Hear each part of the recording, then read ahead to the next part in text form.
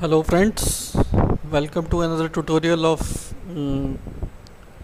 C++ on our channel Technical Learning. So friends, today I am going to cover the topic which is function overloading in C++.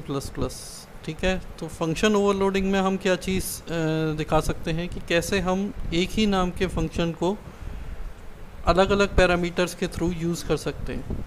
तो पहले देख लेते हैं कि function overloading actual में होता क्या है। फंक्शन ओवरलोडिंग हमें ये अलाउ करता है कि हमारा फंक्शन का नेम सेम हो सकता है लेकिन उसके पैरामीटर डिफरेंट हो सकते हैं। जैसे कि एक एग्जांपल दिया हुआ है यहाँ पे माय फंक्शन करके, तो इसमें पैरामीटर्स दो पैरामीटर दे रखे हैं, एक आपको इंटीजर टाइप दे रखा है, एक आपको फ्लोट टाइप दे रखा है। ठीक है, और ऐसे ही हमने एक दूसरा फंक्शन क्रिएट करा है, फंक्शन का नेम सेम होना चाहिए लेकिन पैरामीटर्स डिफरेंट होने चाहिए। तो यहाँ पैरामीटर में फ्लोट में a आ गया और इंटीजर में b आ गया, तो मतलब हमारी parameter list should be change. No same parameter list should be accepted in the function overloading. ठीक है, ये एक कंपाइल टाइम पॉलीमॉर्फिज्म है। जैसा आप ऊप्स के फीचर्स में जानते हैं कि एक पॉलीमॉर्फिज्म इंपॉर्टेंट फीचर है ऊप्स का। क्या मतलब होता है पॉलीमॉर्फिज्म का? कि to take more than one form, कि एक से ज़्यादा फॉर्म्स को वो ले सकता है। तो through parameters list we can overload the function. तो वही चीज़ हम देखेंगे कि कैसे हम ओवरलोड कर सकते हैं। जैसे यहाँ पे एक एग्जांपल दिया गया है, ये तीन फंक्शन सेम नेम के बने हुए हैं सम, लेकिन तीनों फंक्शंस की क्या है कि पैरामीटर लिस्ट अलग अलग है। आप देख सकते हैं कि फर्स्ट में दो इंटीजर टाइप हैं, सेकेंड वाले सम में तीन इंटीजर टाइप वैल्यू हैं, तो पैरामीटर लिस्ट अलग हो गई। ऐसे ही थर्ड वाला जो है उसमें एक इंटीजर टाइप है num1 और एक डबल टाइप का num2 है। तो ये हमारा क्या है, ये एक हमारे परफेक्ट फंक्शन ओवरलोडिंग के एग्जांपल्स हैं। ठीक है, दूसरा एक एग्जांपल है, यहाँ पे ऑपरेटर्स आपके दे रखे हैं। These two functions have different parameter types. यहाँ पे दोनों इंटीजर हैं, यहाँ पे दोनों डबल्स हैं। ठीक है, अब एक एग्जांपल हम देखते हैं कि कौन से हमारे फंक्शन पैरामीटर जो कि हमारे वैलिड नहीं है।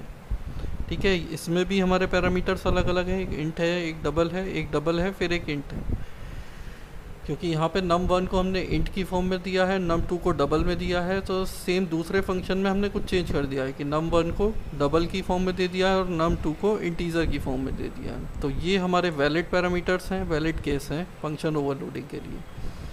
यहाँ पे क्या है, यहाँ पे हमारे दोनों पैरामीटर सेम है। आप देख सकते हैं कि दोनों पैरामीटर में हमने इंट और इंट की वैल्यू दे रखी है, तो ये हमारा एक अनवैलिड या नॉट वैलिड पैरामीटर्स फंक्शंस हैं, तो ये हमारे एक्सेप्टेड नहीं है।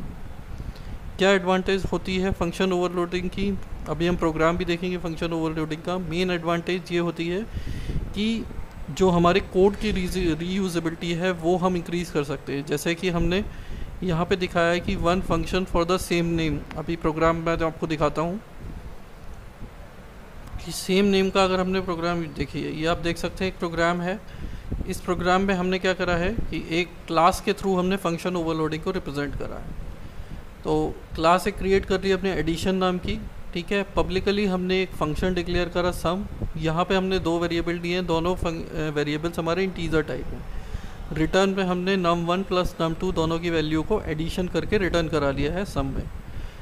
ऐसे ही हमने एक दूसरा फंक्शन क्रिएट करा है जिसमें हमने तीन वेरिएबल्स इंटीजर टाइप लिए हैं। तो तीनों वेरिएबल में क्या है, num1 num2 and num3 return करा लिया हमने तीनों का एडिशन।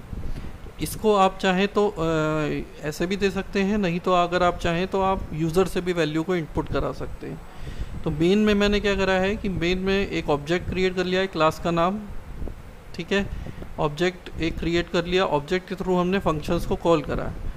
तो क्या है, object dot some value pass करा दी, तो num1 में इंटीजर टाइप में 20 वैल्यू चली गई और फर्स्ट में सेकंड में num2 में हमारी 15 वैल्यू चली गई। ठीक है, तो रिटर्न कर देगा क्या, इन दोनों का एडिशन।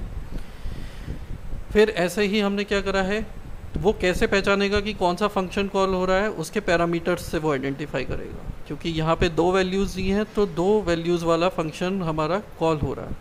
ठीक है, तीन वैल्यूज़ दी हैं तो ये हमारा तीन वैल्यू वाला फंक्शन कॉल हो रहा है, जिसमें कि हमारे num1 num2 और num3 81 100 और 10 तीनों वैल्यूज़ चली जाएंगी। तो इसे हम कंपाइल करके देख लेते हैं और रन करा के देख लेते हैं क्या आउटपुट हमें मिलेगा। तो आपने आउटपुट देख लिया, अब हम इसकी एडवांटेज देख लेते हैं कि क्या इसकी एडवांटेज है, क्यों हम फंक्शन ओवरलोडिंग को यूज़ करते हैं। तो main advantage function overloading is to improve the code readability, that's allow code reusability, की कोड को हमें रीयूज़ हम कर सकते हैं, जो हमने एक ही कोड लिखा है उसे हम बार बार यूज़ कर सकते हैं विद डिफरेंट पैरामीटर्स। ठीक है, जैसे हमने दो वैल्यूज़ दी थी यहाँ पे, तो दो में 20 और 15 दो वैल्यू हमने दी थी। अब हम इसको सेम, अगर हमें दो वैल्यूज़ फिर से करानी है, मान लीजिए हमें 10 और 20 कराना है, तो हम दोबारा इसी को ऑब्जेक्ट डॉट सम को कॉल कर लेंगे और 10 और 20 का भी वो हमें वैल्यू दे देगा। जैसे आप देख सकते हैं, सी आउट